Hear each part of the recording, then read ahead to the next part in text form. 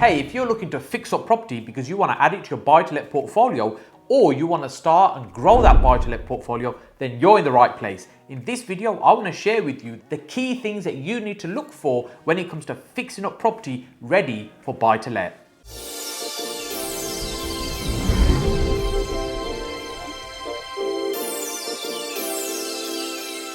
With buy-to-let property, the objective is to make some cash flow and also get some long-term capital growth. So when we're renting the property out, we're collecting some rent. One of the basic things that we want to ensure the property is clean and the property is safe. So things like electrical certificates, gas certificates, an absolute minimum and a legal requirement as well. But you want to go over and beyond the minimum. It's really about how do you create something that's going to be a desirable home for somebody. They're going to want to look after it and they're going to pay you a great rent each month on time, hopefully as well. When it comes to refurbishing property, we think about this in three different ways. The first one is a heavy refurbishment. That's when we're doing a substantial amount of work, pretty much gutting the property out and taking it back to brick. The second type of refurbishment is what we call a more medium type of refurbishment, where there may not be extensive works, but there's generally quite a substantial amount of work. For example, you're refitting kitchens, bathrooms in a medium refurb. On the other hand, a light refurbishment is generally when you're not doing a huge amount of work to the property. It might be you're redecorating, recarpeting, there might be some repairs you're doing, making sure the property is safe, generally in good order. Repairs that are important to do, those ones that are going to make sure the property is safe, but also helps maintain the value of the property long term. In this video, I want to focus on the light refurbishment, when you're not doing substantial amounts of work, but you're trying to identify which is the key things that you really need to get done to make this property work as a buy-to-let, but also not get carried away with the amount of work that you're doing as well. So first of all, when you approach the property, we're looking at it from the outside.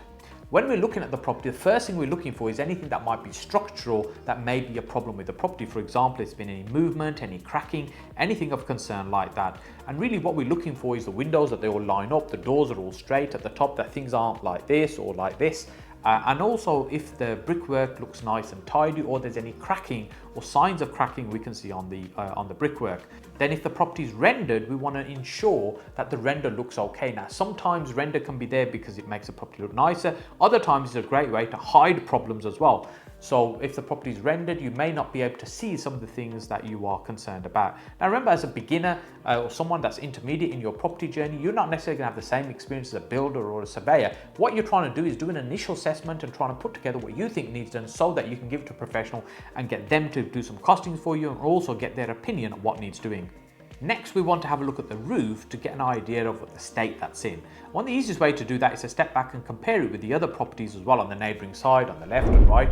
And it may be that some of the properties have had work done on them and the roof tiles are different. But if they look all the same, you can see, is it all uniform? Are there any gaps? Are there any tiles that are missing on the roof as well? And also, sometimes what happens is roof tiles get changed, but the roof tiles may not be the right type. They could be too heavy, and you start seeing a bowing happening in the roof. And if you start seeing that clearly, that's signs of concern as well, things that you're highlighting for a professional to have a look at. But really, as I said, what we're doing is looking for any obvious signs where there might be problems. We then also want to have a look at the guttering and the soffits and the fascia, just kind of the plastic trimming sometimes on the outside of the property as well. Because the purpose of these things is to take the rainwater away. Now, water can be very damaging to a property because it can find its way into the most awkward of places and start causing a problem. So we want to see is there any obvious signs of problems with water. So for example, if the guttering is damaged or broken, there might be water that's been leaking. You start seeing signs like green mold, for example, or marks running down the wall. And although it looks untidy and visually it doesn't look great, what also will happen is the water will start penetrating to the wall, so you want to check on the inside of that room when we get into the property.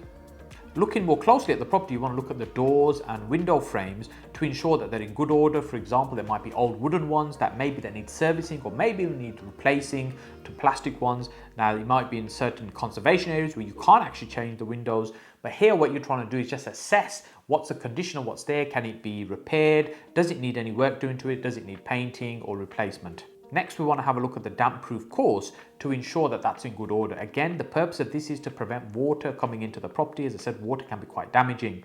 So really what we're looking for here is to ensure that it's above ground, because sometimes you might have soil and moss and peat build up over time. What happens is it pushes the damp-proof course underneath the soil, and then that way water can penetrate through the wall that way as well. These are all signs of minor problems, but can cause quite a bit of damage to the property. Finally, while still on the outside of the property, you want to look down the side of the property if it's possible. Sometimes if it's an end terrace or a semi-detached around the property, and then have a look at the back of the property as well. Again, you want to look at all the walls to ensure that they're in the same good order.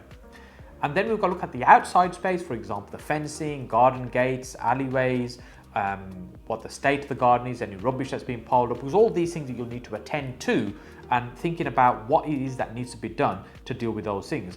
And sometimes the fence that's in the garden, it's not obvious who actually owns which one. You may need to revert back to your documents when you're doing the purchase, or maybe speak to the neighbours as well.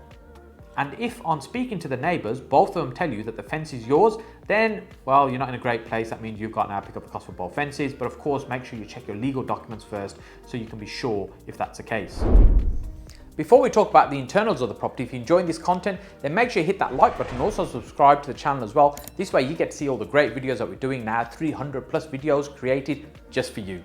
So let's talk about the internals of the property. When we come into the property, really, there's a core fabrics that we're looking at. What are those items? So for example, there's the heating system and the related plumbing with that. There's the electrical system. There's all the carpentry, woodwork in the property as well. They kind of form the fabric of the property. We've got some plasterwork on there that's on the walls as well. And then we've got floor coverings, fittings, kitchens, bathroom, light switches, etc. All these things. Now, if you think about it in that way, what you do, you break down each of these components into individual ones and review them individually.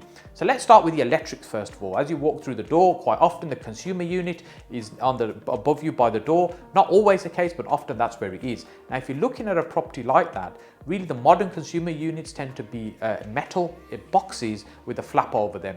Now, so you can tap them to see if it's metal. Most probably it'll be an older one, particularly if the property needs work anyway. It's unlikely to have a new consumer unit. But one of the easiest way to work out the age and kind of how it's going to help is to take a picture and send it to an electrician, because there's just so many different types for you to be able to work it out, especially if you're quite early in your property investing journey. You've not really seen many of these. What you want to do is pick the brains of somebody that has, and they can tell you very quickly what type it is. And again, these things aren't super expensive to replace if it's just a consumer unit that needs to be changed. Now, if the wires that are coming into those are quite old, for example, they're in black, they're black cables as opposed to grey ones coming in, then what you'll find, it may be that the electric cabling within the system in the property is quite old. Again, we're probably shifting more over to medium type of refurbs as opposed to the light ones. The next thing we want to look at in the property is the heating system. So we're going to find the boiler. It might be in the kitchen, it may be in a utility room. Find the boiler and try and assess the condition, the age of the boiler. You can quickly Google that, look at it on the website of the manufacturer to see how old it is. Years ago, we'd see boilers that maybe 20 years old and they'd last a very long time. Like the Valium boilers that were manufactured about 20, 30 years ago, they are solid. They'll keep going forever. And often you get boilers these days that maybe last 3-4 years and they start needing attention and start needing money spending on them again.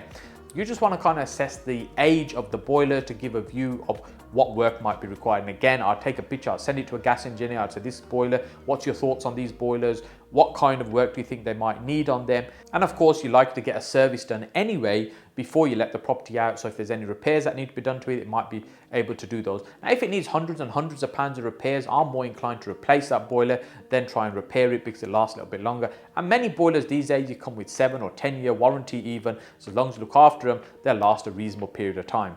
Next is the carpentry, the timber work in the property looking at. So the things that are often visual are the door frames, the doors, the skirting. These are things that we can see. Things we often don't see are things like the floorboards, the joists that are underneath the floorboards as well. So as you're walking around and you can lift any of the floor coverings like the carpet or lino just to see what kind of floor it is, because it might be a solid concrete floor, for example. But if it's a wooden floor and you can walk on it and it bounces a little bit, that doesn't mean it's going to be a great place to have parties. It means they probably already had lots of parties there, and it may now need some work doing, either reinforcing or replacing some of the woodwork there. And we're also looking for signs of where woodwork might be rotten, for example. So it might be water that's causing problems, and these are the things we've got to look for. So it'll give us an idea of things that we may need to replace. And of course, as you're walking around, visually you're trying to get an idea for, so the doors, do they close properly? Do they seem fairly solid? Are the handles okay? Or things just fall into bits? Because when we're talking about light refurbishment, you're talking about doing lots of little things, just get it in good order. When you start moving into a more medium refurbishment, you're starting to strip a lot of things out and spend a lot more money. But you're gonna have to gauge where this fits in, not only with your budget, but also what's needed in this property as well to make it work as a buy to let. Often the things that you can look at in the property is the kitchen and bathroom. If the house is empty, there's not really going to be a much more to actually see. So you want to assess the state of the kitchen and bathroom, and generally at this stage on a light refurbishment, what we're looking to do is just service those items and not actually replace anything. So you want to make sure the shower works, for example, the water pressure is good, there's no obvious signs of leaks that you can see, and all these kind of things that will help you assess whether you can just get away with a little bit of a spruce up or you're going to have to spend a lot more money. One of the other key things that we're looking for inside the property is any signs of cracking on the walls and the plaster work, and also any signs of damp. These are the two key things we're looking for as we're walking around the property. We're looking in the corners, we're looking on the corners of door frames, on the corner of walls, in the ceilings, just to see if there's any cracks. Now sometimes you'll get fine cracking, not fine in terms of looks nice, but fine in terms of very thin cracking on plaster. And what that just is plaster that's been settling or it's been there a long time. It's not really an issue. What we're looking for with these gaps, or it looks like the gap is widening. For example, if you've got a door frame and a crack going off the corner of that and it's quite wide at one point and thinner at the other point, that's not a good sign. That all might be signs that there's maybe movement happening in the property. Again, this is where you need to get an expert involved to have a look at that. But generally speaking, in a house that's been there 100 odd years, you've got little bits of cracking, isn't going to be an issue. Now, the plaster may not be in the best state. So sometimes when we think, oh, we're just going to pull this wallpaper off and we're going to put some other wallpaper on it, it may be as that wallpaper starts coming off, some of that plaster starts coming down as well. So this will generally just depend on the state of the property as you're walking around, you'll see. You could try peeling a little bit in a corner to see what's that look like. It seems fairly solid underneath. Walk around knocking the plaster. If it sounds hollow, that means it's starting to come away from the brickwork. It's more likely to fall off as well. If you'd like a checklist for your property inspection, I'm going to link a video up here for you that I did previously, which you can watch. We'll talk about it in a bit more detail. Now, within the property, once you've assessed the internals, the other things we're looking for is the floor coverings, wall coverings, because you're probably going to redecorate, recarpet as a minimal anyway, generally when it comes to letting property, particularly if it needs a little bit of work. So you just want to make sure all the things internally are working, the electrical sockets are not damaged, they're not broken, things like all the kitchen cupboards or drawers are solid, they're working, the water works okay, so you don't have any major issues that you can see. In a short video like this, what I want to do is get the key items across for you to have a look at, to think about, and maybe decide where you need to get more expert advice on. There are just so many aspects to consider when it comes to looking at a property and the kind of work that needs doing. Hopefully this is giving you a little bit of scratching the surface of the key bits that you need to think about. Now, if you want to learn more about more substantial, bigger refurbs that we might be doing and some examples of those, I'm going to link a video for you over here. But just before you go and watch that video next, make sure you click on my face down here to subscribe to the channel, and I look forward to seeing you on this video just over here.